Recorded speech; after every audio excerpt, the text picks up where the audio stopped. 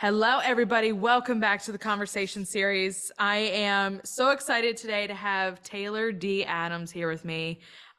He is one president and storyteller of Scrapt Productions here in Raleigh, North Carolina, but you do stuff all over the place too. It's not just Raleigh.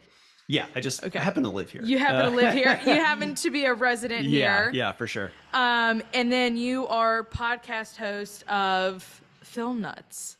Yeah, the Film Nuts podcast. Film Nuts podcast, which by the way, love the branding of that because thank you. It's like takes you back to the animation you watched as you were kids. And I absolutely love that and how it's carried through the whole podcast. Oh, thank you. Yeah, I met an animator and illustrator through Discord. Wow. His name is Mudungwa Sibuhudi. Wow. I might have mispronounced his name. I go back and forth with him because like, Yeah. I really want to get your name right, man. And he tries to tell me he's from South Africa, and he tries to tell me that some of the pronunciations in his name are difficult to translate to actually English speaker. So that's the closest I can get to it. But he's great. And yeah, him and I become kind of internet friends. And then he's a very, very talented illustrator and animator. And so I was like, hey man, like I'm redoing, some branding for my podcast. Yeah. I'm thinking I want a squirrel like watching a movie. And he's like, bet, got you. So he's like, say less. Yeah. We got it. Yeah. I have to make a shout out too. I always do this. Proud NC State alum too. Yeah, that's right. We both NC State. I always make the call out. I'm like, not UNC, not Duke. I was like, anytime I have NC State people on here, I'm like, yes, NC State. Go Pack. Go Pack. You graduated from there, bachelor's in communications. How did your story start and filmmaking, all of these different projects, storytelling? How did that begin for you? Oh, wow. Well, it goes way, way back. Probably my first just introduction to movie making was probably like when I was 4. My cousin was making like a silly little like Godzilla terrorizes a Lego town, and I was dressed up, and I was like 4, and I was dressed up in like a Godzilla costume. It was just like knocking over all the stuff he had built out of Legos. But yeah, and it just kind of grew from there. Like eventually, like I was like a teenager, and I got my camera, started filming stuff, stupid stuff with my friends. Then when it came to like deciding what I wanted to do, like you got to go to college and get an education. I'm like, okay, cool. Like, what do you want to do? I'm like, I don't know. And I was like, communication sounds vague enough. That's what I want to do. Luckily, I'd say they have a specific concentration of communication media, which is still broad. But it was more catered toward what I wanted to do. And then after some ups and downs, I was able to get employed doing working in the storytelling and filmmaking industry. Nice. And now I'm here. So. You actually went and worked for NC State and still, I mean, you still shoot for some of the NC State sports. Sometimes, yeah. Now it's more of I'm what did I say? I'm not retired. I'm like on the I'm like on G League kind of like when they need somebody to like help out with a shoot. Yeah, exactly. They'll call me up, and I'm still friends with a lot of people that work there. And every once in a while, if I'm feeling just kind of bored or anxious or whatever, I'll text be like, hey, like, could I get a media pass to a game? I'll shoot, and you guys can just have the footage and do whatever you want with it. And so it usually works, and it's a lot of fun. I would love just to be bored or not gonna be like, guys, can I get a media pass? Can I go to this pass? Bored in the sense of like, okay, I've been working on this particular type of subject matter for so long, or I've been doing nothing but editing for 2 weeks straight. I want to like get my hands back on the camera. I want to get my hands back on a camera, make sure I'm still good at it, and then kind of just reach out and see what opportunities are there. Nice. But yeah, there are people that I know that still work there or around NC State are always really cool. And I'm always respectful. I'm like, hey, like if it's there, I'll take it. I'm not like trying to leverage my time there as like, hey guys, remember me? So yeah. Now, hopping into Scrapt and Scrapt Productions, first off, can you set the stage for what you focus on, the creation, and then we'll get into the creation of why you went out and did your own thing? Sure. Yeah. So the idea of Scrapt is kind of catering toward what I like to call the weirdos, the Yeah. punks, the misrepresented, um, people who I wouldn't necessarily like underrepresented groups, Yes. because Yeah. as a white man, I'm aware that like that's not who I Totally. am. So I don't want to act like I'm trying to uh, gain something by Yeah. hopping on some kind of DEI Yeah. trend. But it's very holistic in the sense that for me, like I've always felt some of the ideas that I've had or some of the Yeah. perspectives I want to portray have been kind of thrown away or tossed aside. And so Yep. that's where the idea of Scrapped actually came from. Okay. Ideas that would be scrapped Yeah. otherwise. Yep. And so focusing on that, I want to let, and outside of subject matter, Yeah. there's an attitude that kind of comes with what we do. Yeah. Like we don't necessarily need permission to like make the thing that we're Yep. making. But we still put a lot of care Yes. into what we're doing, and to Yeah. make sure that everything is authentic. As much as I hate that as a buzzword, Yeah. it's very much kind of what the company is about. And I love the phrase that you guys have. I just want to make dope shit. Yeah, Like it's I true. absolutely love that. Because I think to the point you were just making about Scrapped and the projects that sometimes get overlooked and sometimes people just don't want to make, but you turn it into dope shit, which is also like I just love that. And I love that that's Thank like you. the headline on the website too. I was like, yes, we do want to make dope shit. Like I think for I say us, it's people that I work with. Yeah. Technically on paper, it's just me. But when I work with the people that I want to work with, that I Yeah. enjoy working with, that is like when you distill everything down, can I curse? Yeah. Okay, Oh yeah. that's the fucking point of what Yeah. we're doing is we Yep. just want to make something that we really, really like Totally. making with people that we care about. Yeah.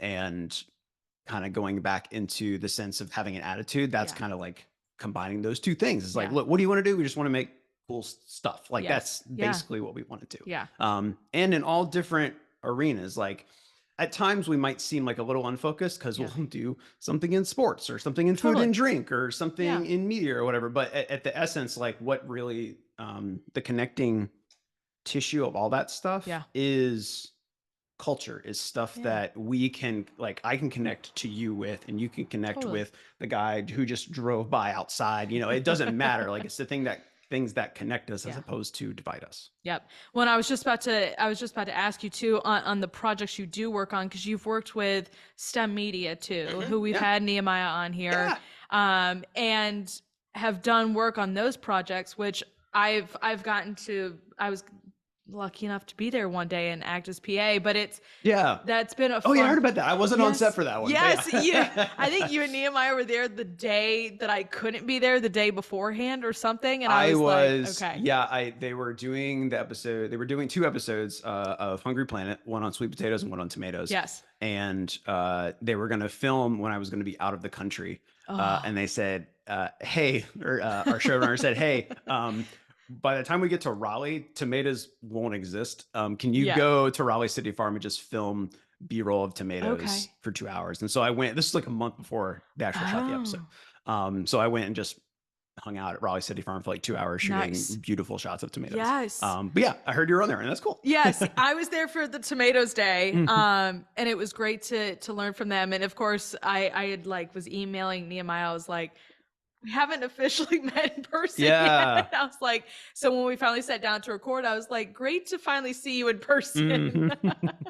Yeah, he's great. I love working with him. Yes. But so the topics you do work on, like the wide array, we were even just talking about Angela's podcast, Honey and Hustle, and you were saying that's learning. Like, are you just continuously learning from all of these different things, or is there something you haven't done yet that you want to go? Yes, constantly learning. I feel like, I don't know who originally said it, but my mom has said, if you learn something new every day, you won't die ignorant. I like that. So I don't know if she made it up or it came from somebody else. We're gonna say she came up with yeah, sure, why not? Shout out, mom. But yeah, like that's kind of the point of existing. I feel like it's just like learning stuff, because if by the time we're 18 we know everything, it's kind of sad. So yeah, when it comes to the different subject matters and stuff, it's great to just be constantly learning about stuff. Yeah. Like I've worked on other stuff for STEM media, like involving how to how to develop a speaking Totally. career or a side gig. And I'm like, I'm not a public speaker. Yeah. Sometimes half of my living is asking people questions. Yeah. So I feel like, oh, that's an interesting skill. Like, Yeah. let me help out editing with that. And then Yes. as I'm editing, I'm like, oh, that's kind of a cool little nugget that they're Tidbit. talking about. Yeah. I'll hold Yeah. on to that one. Yeah. And same with editing Angela Hollowell's podcast with Honey and Hustle. Like she focuses on entrepreneurship, Yeah. which I technically am, but I don't consider myself that. Yeah. Like I consider myself more of an artist. Okay. But I do, like, we all need that kind of insight and learning Yeah. and to advance our careers in one way or another, Yes. whether incrementally or exponentially. It was funny that you just brought that up because that was going to be a question of mine. Like, in terms of, do you consider yourself an entrepreneur and what it has felt like to sit in that seat of like, hey, I kind of control everything now with Scrap Media, Mhm. the Scrap Productions, and I have to, even though it's just you, I have to take care of making sure I'm paying myself. I have to Yeah. send out invoices. Yeah. Like, how does it feel to be, sitting in that seat? Um, Feels fine. That's not the answer you're looking for. It's just No. I never sought out to be in a position where I was running my own Totally. business. The word business wasn't even in my professional vocabulary as Okay. I was developing what I wanted to do. It was very much centered around art. Yeah. And going back to the latter part of your question about other things that Scrapped or myself might want to Yeah. do, that kind of goes hand in hand because I'm learning to be more of an entrepreneur, or at least Okay. accept the responsibility of that more Yeah. because I'm realizing that what I want out of my career and my Yeah. life is to continue to make things. And a lot of times, what happens is you can't rely on clients to pay you to Totally. then do the thing that they want. Yep. Which leads me into looking into more of like, okay, I want to make this documentary. How do I get it funded? Totally. Who do I have to talk to? What do I have to put together? I want to work on a TV series or a feature film. What do I have to do Yeah. to get that financed or to get that out into the world? And Yeah. so that's where kind of the entrepreneur, which is even, I can't even say the word. It's not an easy one to say. Who came up with that word? And even if you go to try to say entrepreneurial, I'm like, that just doesn't roll can't off the spell it. I try to type it out, and my email corrects me every time with the red squiggle. I'm like, eventually I'll learn how to spell this word. But yeah, but those kind of like business mindsets. Yeah. I'm learning to accept a little bit more and learn more about Yeah. in order to get where I want to in my career of making stuff that I think is really important with people that I care about. Yes. It's funny because people are like, oh, you just work with clients and post stuff on social media. I'm like, oh, okay. I'm like, we have it. I mean, yeah, sure. but If we want to get really fucking simple with things, sure.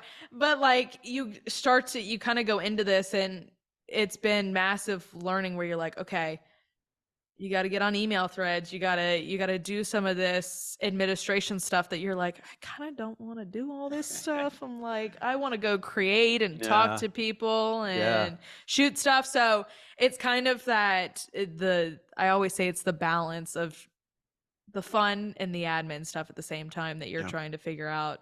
Yeah, it has to be done. Yeah, it's definitely more of the admin stuff. Every once in a while, like if I'm burnt out, I'd be like, yeah, cool, I'll just send emails all day. Or I'll be like, okay, have I done my taxes this year? Like shit like that. It's just, the boring stuff. Sometimes I relish in the boring stuff because it adds a little bit of a breather in between things. But learning how to be, I don't want to say like visionary, but could use that term. Just like, okay, this is what I want to do, but how do I get to that point? And it's not a creating skill set that I'm lacking. And even though I'm constantly wanting to improve in that, it's more of like, okay, what are the things that I don't understand that I need to learn in order to get the stuff that I want to make out there into the world? That's been even little pieces for me. I'm like, okay, I want to go do start making sure I'm sending out a newsletter to people or things like that. And so then I'm like, how do I go do that though? I'm like, what is the best way? So it's all these little pieces that you kind of are like, once you have things established, so you're like, okay, we can go add on, we can go do some other things. But to your point, I'm like, I got to go figure out how to do this. How do what's the best way to work? What's the best platform to use?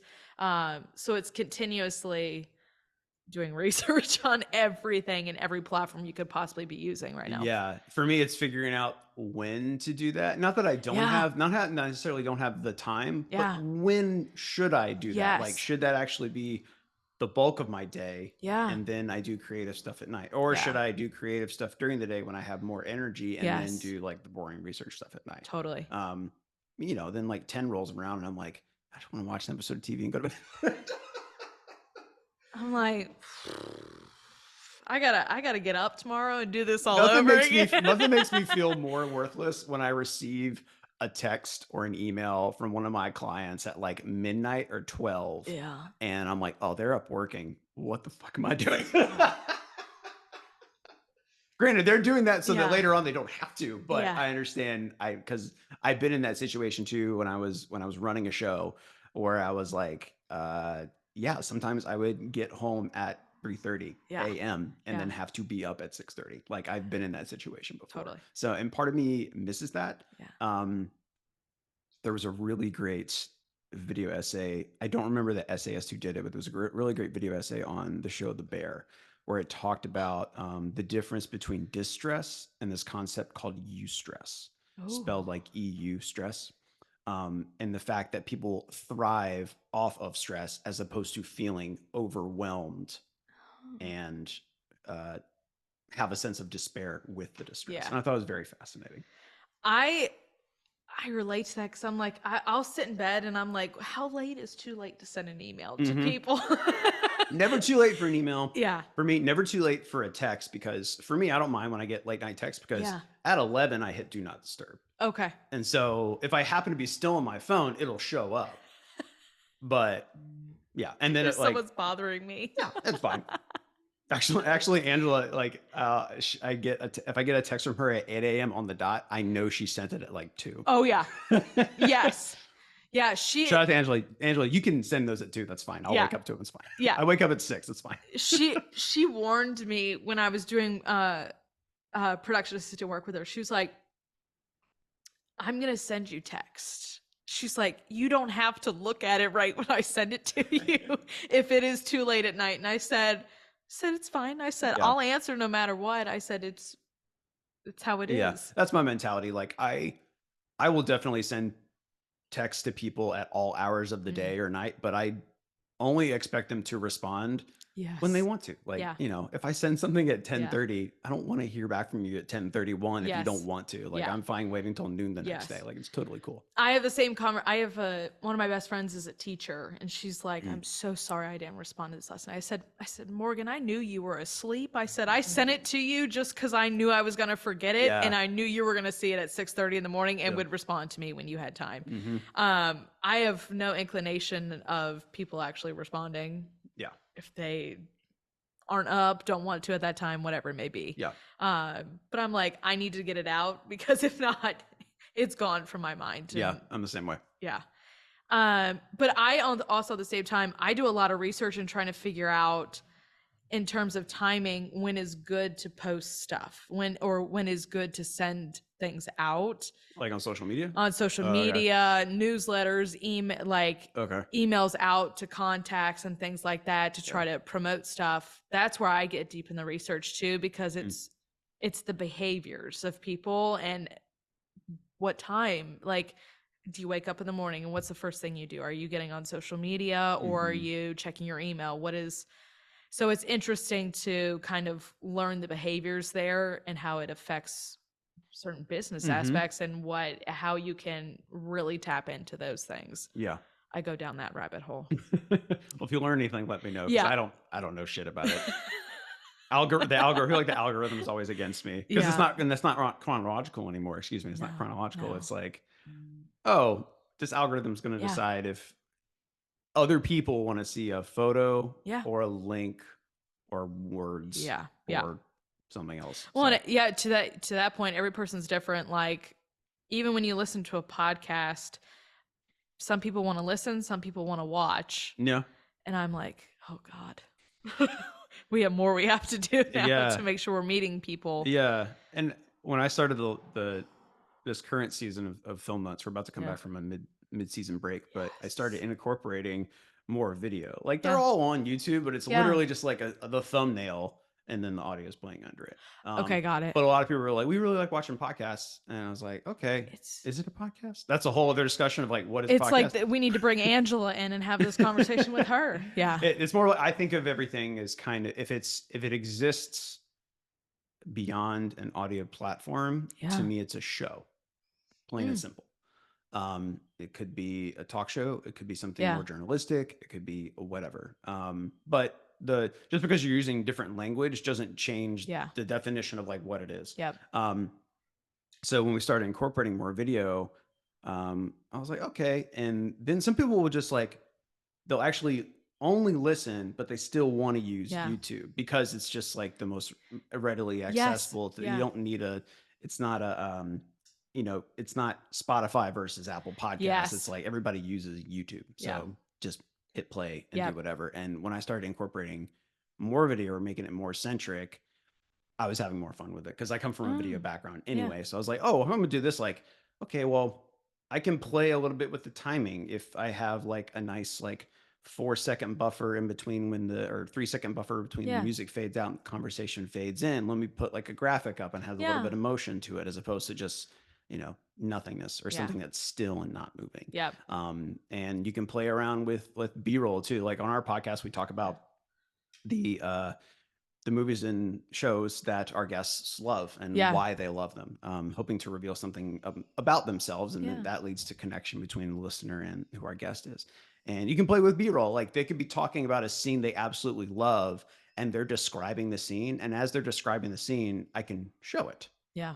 And it's like, okay, now it has a different layer. But at the same time, you could just listen on Spotify or Apple and you get the same effect, especially if you've hopefully seen the movie or the show that they're talking about. Yeah.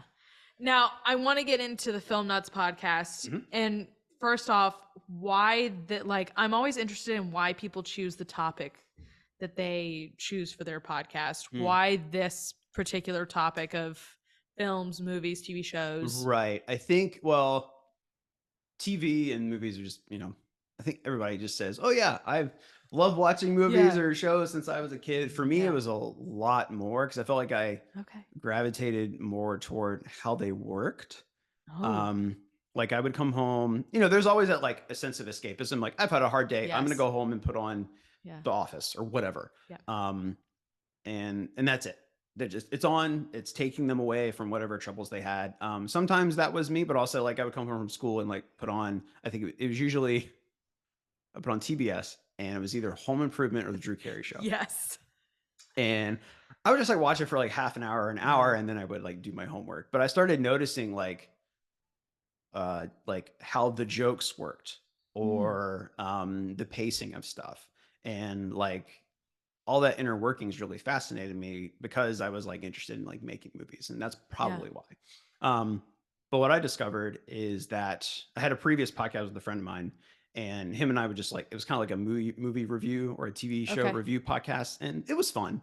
But what I really realized that I really loved is learning about why people like stuff, because anybody can be like, I didn't like this because it sucked. And then they explain why they didn't like it.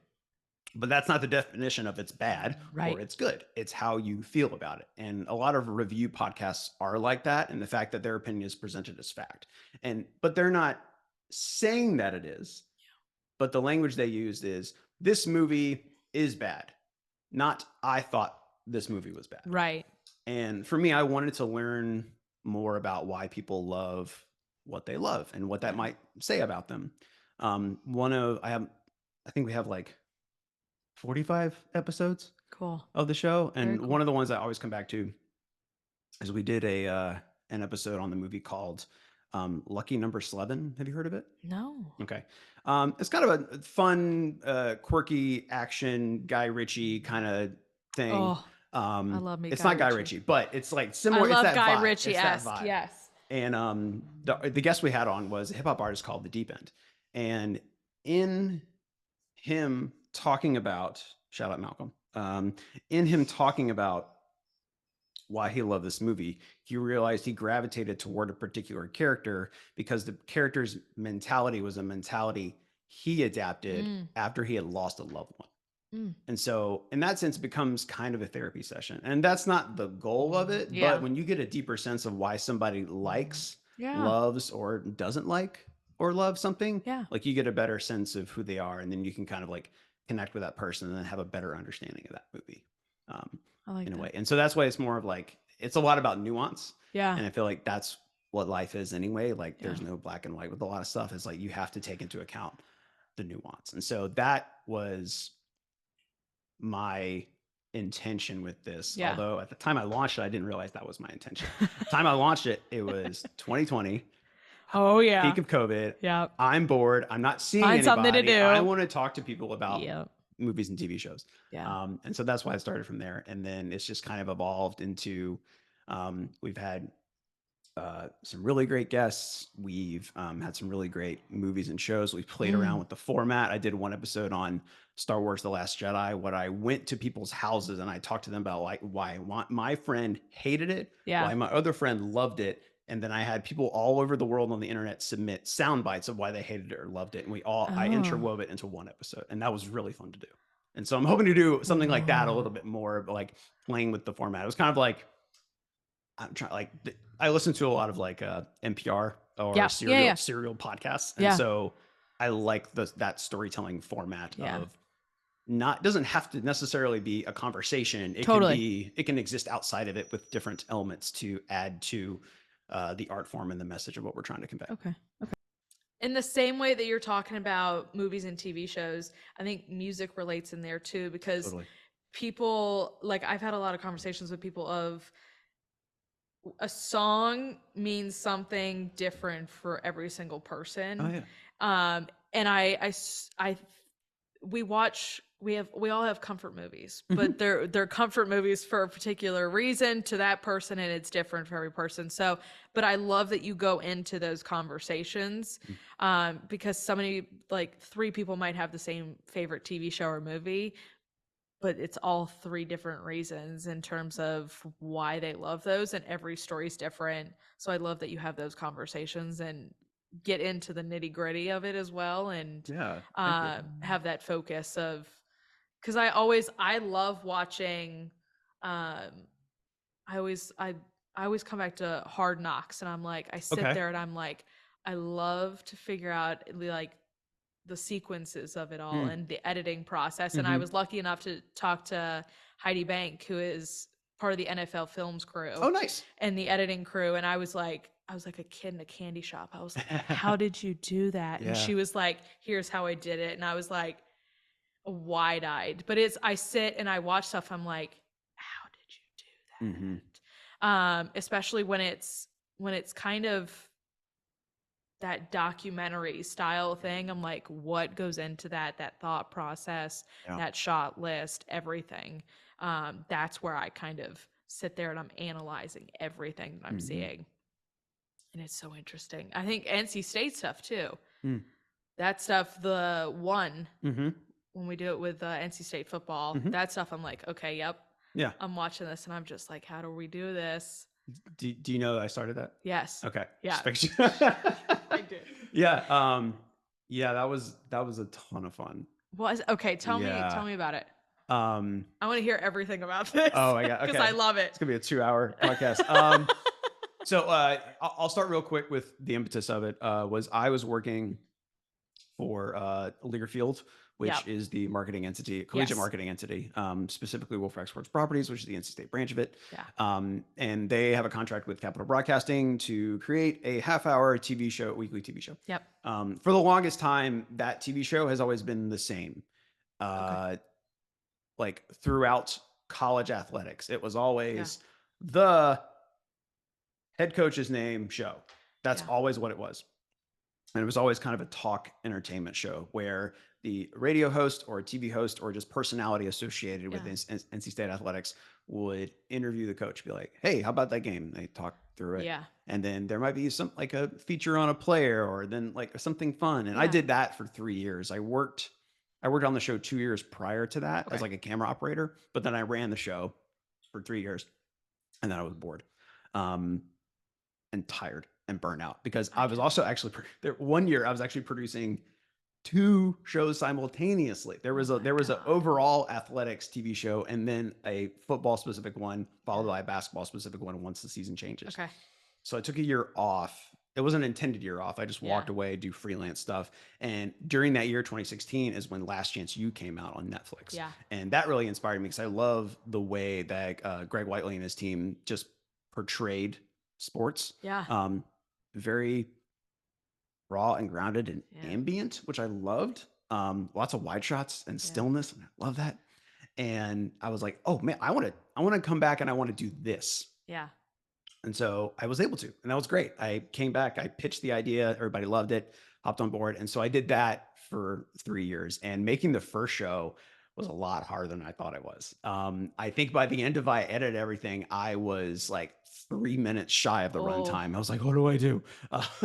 And so I like just kind of like put some highlights and stuff Yeah. and maybe like reiterated some sound bites Yep. from the beginning to the end to try and emphasize some stuff. Yeah. But after that first show, I got a better help on it, and that was a ton of planning. Like we didn't have the luxury of filming for 5 straight months and then Totally. finding the story. It was we have to have an idea before we even start Yeah. anything, and then we have to adapt as we go because the total production time of each episode was 6 days.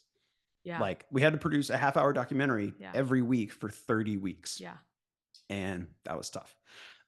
But it was a ton of fun. Took a ton of collaboration Yes. between me and the other video people that worked at NC State, Yeah. as well as like some student helpers, and then also like the sports information directors that worked at the schools, Okay. the head coaches, the assistant coaches, the Yeah. players. Everybody had to be on board with the project, Yeah. and I'm very glad that it's still running. One of my really good friends, Roland Delory, is the one who's currently running it, Okay. and he's doing a bang up job with it. Love it. When as you were just saying that, like, you are seeing every single piece of that week, including practices, every single piece of training leading up to the game, whatever it may be. And then you kind of like it's out the next day. It is out, and you're like, and it Yeah. never in my mind was I like, oh, they've been like, no, you guys were putting this whole thing together in a matter of 6 days. And I was Yeah. like, like I was always amazed watching it. Like you had the greatest shots too of like outside the training facility with the fountain and everything, and you had, like you were saying, those wide shots of like the peaceful moments before the music gets turned on and you hear Coach D yelling at everybody. But it is like I can't even imagine what that turnaround is like and what that process is. The turnaround is tough. The toughest part is Saturday to Sunday, because usually the game is on a Saturday, Yeah. and let's say it's a night game and it's away, and then you get back into Raleigh at 3:30. Yep. And you haven't edited the game at all. The idea was before Saturday, Yeah. 3/4 of the show was done.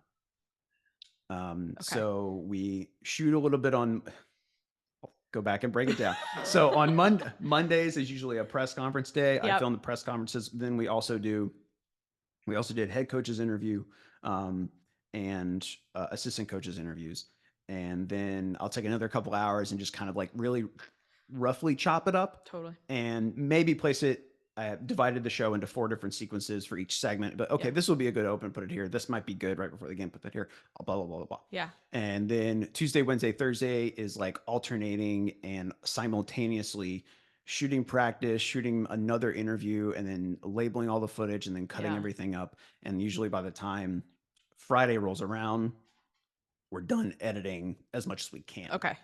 And then we have Saturday for a game, especially if it's a road game. We have to be done by Friday because we're on the road. And then Sunday rolls around and it's like, okay, we have to make sure by the time the beginning of Sunday has started that everybody's footage has been logged and labeled so that I know what I'm looking for. And it's very much a group effort. Like I am the only one, or I wasn't the only one. Currently, the showrunner of the shows is the only one paid to make it. Oh. Everybody else is helping. Because that's the nature of this piece. Like that's where the budget lies. I can see maybe down the road there's a bigger budget where there's like more people working on just this thing, but there has to be a lot of investment. But a lot of the investment comes from like emotional investment, like, hey, I'm working with like 3 camera people who are employed by NC State and are not paid to make the show. But I'm like, hey guys, like this is a really cool project. So I think we should all work together to make this, because I'm going to use your footage and you're going to use, we're all shooting the same thing. We're all working toward the same goal, is to benefit whatever program we're working on. We could be at another school, we could be with another sport, doesn't matter. That's where the collaboration comes to effect. There has to be a complete buy-in into the mission of the project, but there has to be respect too, not like you need to do this for me because you need to. That doesn't fly. There needs to be open communication, there needs to be collaboration, and there needs to be like a common understanding. Usually before the football season would start, I would have the people who work on the show with me in an unofficial capacity. My partner and I would have them over for dinner, and we would just have like, it would be a big meal of 8 people. We would just like get together and bond and stuff like that. And I feel like that going the extra step of connecting with the people you're working on a project outside of the project is important to complete the project. If that makes sense. Yes. I feel my voice getting hoarse. I'm talking so much. I always, when I watch these episodes and the player interviews that you did, I would always watch and I'd be like, these people are fucking psychic, because it ended up being that the part in like when we get to game time, I was like, those players had some sort of massive impact in those games. So I'd sit there, I'm like, these people are psychic. I was like, these people are predicting what this game is. Thank you for that. But the last year I ran it, we had kind of a Madden curse. Like I would interview somebody and then they would get hurt in the game. Not like they would get hurt in the middle of the game and get carted off. It'd be like they would like land weird and then they'd be out for like 2 games or something like that. Nothing was ever like crazy, like broken awful. limbs or anything like nothing that. ever like that. But something, the last season I ran the football show, we had 3 episodes in a row that happened. I was like, I hope nobody's scared to be on this show. Because this isn't the reason, but superstition is strong in any sport. Yes, that it's very true. Yes, there is. Anything that you want everybody listening to know that you have coming up? Second half of the podcast, do you have a date for it? What do you have going on? We don't have a hard launch date for the second half of the 4th season of Film Nuts, of the Film Nuts podcast, but as of this day, the 21st of February, we will begin filming new interviews inside of a week and a half. And normally we do a batch within a couple weeks. And then we put them out. So I don't have a hard date, but I anticipate new episodes of the Film Nuts podcast coming out at the end of March, early April. Nice. Yeah. So I don't know when this is going to air, but that's the window. Middle of March. Okay, cool. So perfect. Awesome. Perfect timing. Right there, right close to it. Excellent. Do you like batch recording like that? Like, do you? Depends. I think if I had a bigger team and a better scheduling process, I think I would love to do like record this Wednesday, put out next Wednesday. And I did that for my first season, but life gets in the way when you don't do it like that. So if I do like to do batches. I did do one season where I did 8. I recorded 8 inside 4 weeks, and then I released them like in every other week. Like I was done recording and then I just released them. But I think I like doing individual batches. So I'll probably do like 4 or 5 within like 2 weeks. And then put them out as they're coming out. I'll record some more and just kind of like keep going until I feel like we've had enough for the season or something like that. So I have people who are like, I can only do 1 recording for the week, like it's just a lot. And I'm like, I can probably do 2. Yeah. And at that point, because like you want to make sure in certain capacities, whatever your topic is, you want to make sure you have information about the guest. You want to make sure, like, if it's in person or over Zoom, you got to make sure all the equipment's ready to go. You got to set up. You get like, it's a lot. It's a full blown production that people are like, you're just having a conversation. I'm like, oh dear God. Yeah. I'm not having somebody over for coffee. I'm like asking them about, a little more detailed stuff. But at the same time, it's gotta appear casual. So yeah, you get it. My last question for you, Taylor, is just what inspires you? Oh, oh man. Uh, Good question. I have a lot to choose from. Mm. But one, I would say one of the things that's recently inspiring me, like right Yeah. now, is listening to different kinds of music that I don't normally listen to or gravitate toward. Oh, Um, so I'm very much like a rock guy, punk rock guy. yeah. But recently I've been listening to a lot of like neoclassical. I've been listening Okay. to more like musical, like shows from like Broadway shows and stuff like that Okay. to just get to just hear something different and Yeah. to see how maybe it could spark something. I like when something of one medium inspires me to make something in a completely different Mm. medium. So like a song inspires me to make a video, or a movie inspires me to write a poem, or Yeah. my version of a poem. I'm not a poet. I just write shit out. But something like, I like taking inspiration from things that aren't necessarily related to the piece of art that might come out of the inspiration. Okay. Yeah. I think that's like part of your active learning too. I think Oh yeah. like I love that. I have such a wide array of music that I listen to. People are like, "God, your music library is just all over the place." I'm like, "It sure is. Yeah. It sure My is." Spotify rap this year is like, what the hell happened, man? What are you doing Right. with your time? Exactly. Yeah. Well, Taylor, I can't thank you enough for taking the time, walking me through all of the things that you are doing. If you guys do not follow Taylor, Scrap Productions, or the Film Nuts podcast, everything's going to be linked down below. Go check out everything he's doing. But Taylor, just thank you so much for joining me today. Thank you for having me. This was great. Yeah, absolutely. And as always, I will see you guys back here next time. Bye, y'all.